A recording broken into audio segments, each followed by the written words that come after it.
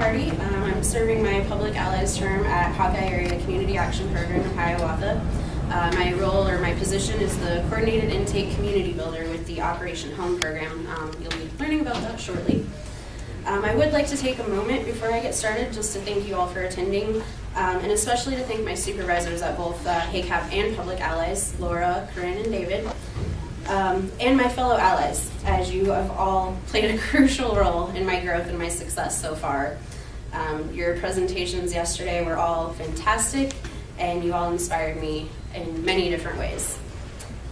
My journey down the yellow brick road of program implementation has been one full of challenges and opportunities, all helping me to find my courage, heart, and brains. Today I'll take you on that journey with me to illustrate how ROMA was utilized to not only help define my role at HACAP, but also to lay the groundwork for an exciting new future in veteran outreach and housing assistance. Okay, well, the assessment process started with extensive research across HACAP's 6 county service area to identify homeless veteran services. Sounds simple enough, but we were looking for every church, food pantry, shelter, and even non-traditional places like American Legions and libraries, basically anywhere that might even potentially see homeless or homeless veterans. This was in order to assist the Operation Home program, which was launched at HACAP in October of 2013. It's a program funded by the Veterans Administration and part of the Supportive Services for Veteran Families program.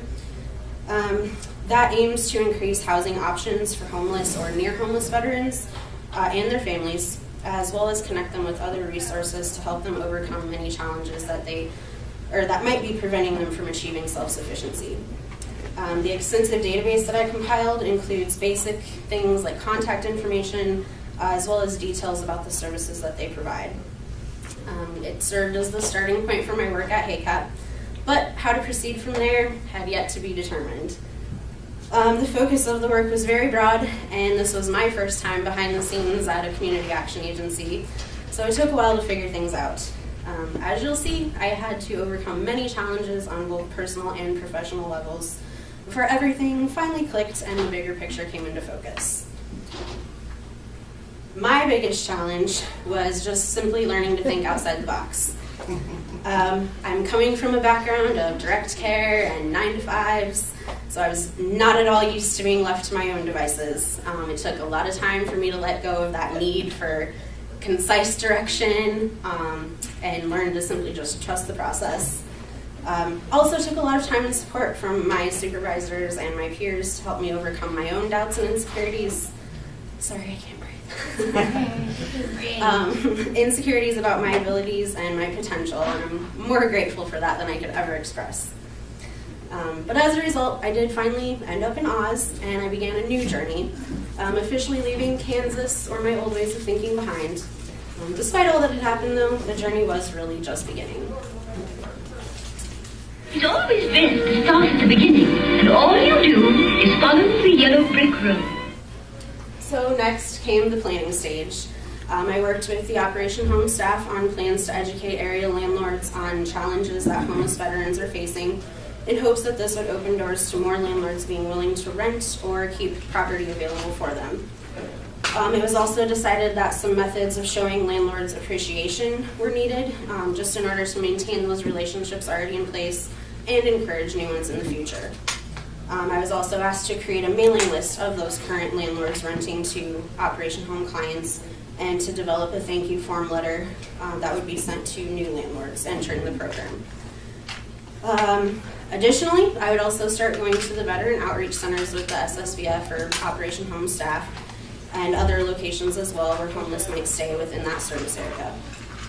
This was just to gain a fuller picture of where to locate them, where they might be receiving assistance or finding shelter.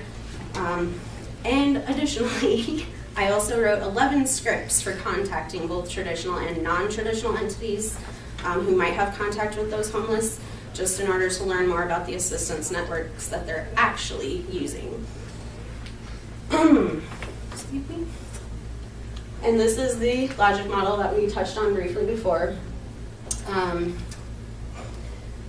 Just basically that breakdown. It's in your packets, so you guys can look it over. It details those scripts, and I should have done this earlier. I'm so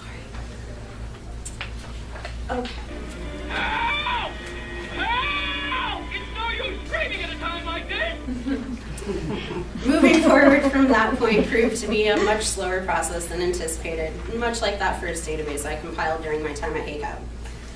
My work wasn't fitting my expectations of public allies or matching what my fellow allies were experiencing. Patience has never been my strong suit. It took some more time for me to realize the value of what I was doing, despite my initial misgivings and frustrations. These databases will serve as a valuable tool in both future outreach efforts with prospective clients and landlords. Adding to this, I was also encountering significant personal challenges. And I struggled with my decision about how much to share with you guys here today. But again, your candid and inspiring talks yesterday definitely inspired me. My whole life at times seems to have been nothing but a series of roadblocks. Divorced parents, poverty, abuse, social isolation, mental health issues with myself and family.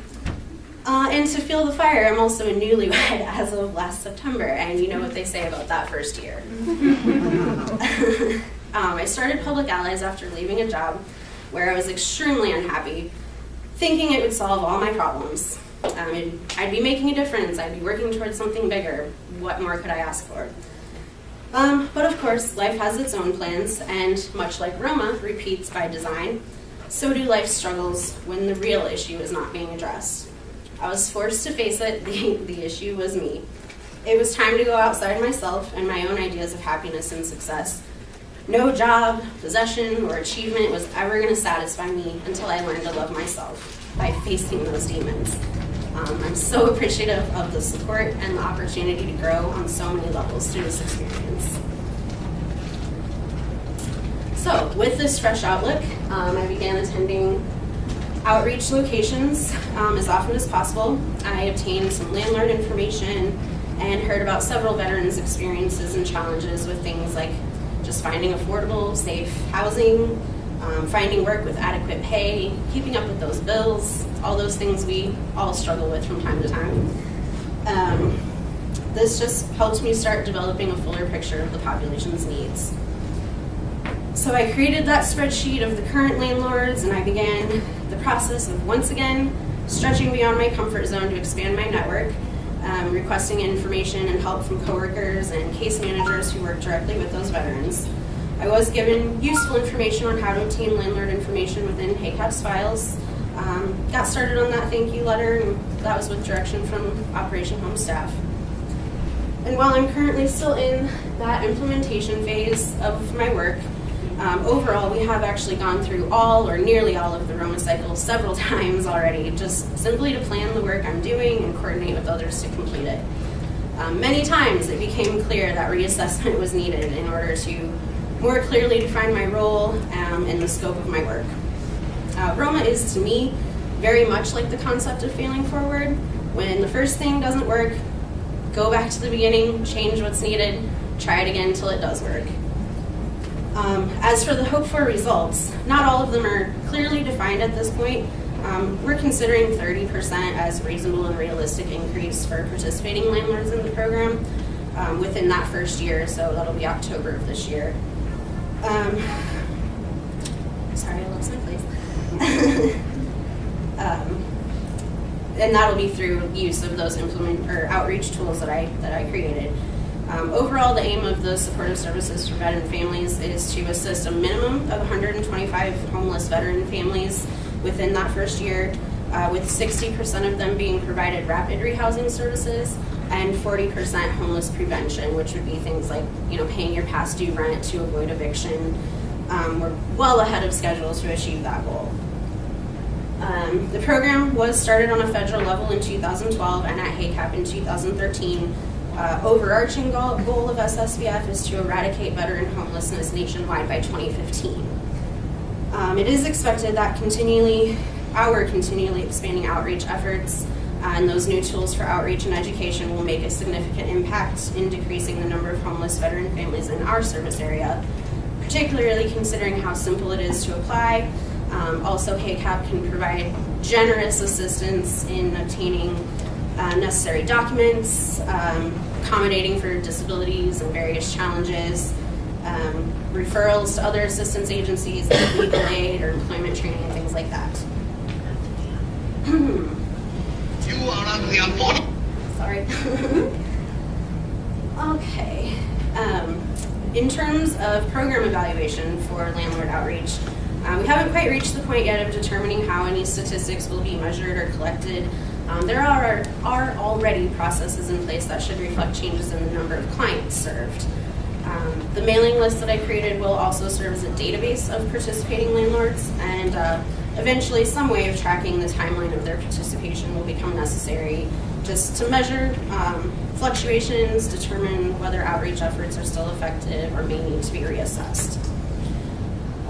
Evaluation on my part personally is continual. I've had to constantly return to that drawing board during my time in Public Allies, just reassessing personal and professional habits and hang-ups, kind of my own version of confusing courage with wisdom, just in order to continually grow and progress. I know that I still have a long journey ahead of me before I come full circle and return home to Kansas, but I know that I've come a long, long way from where I started, and I'm realizing that I have had the power all along.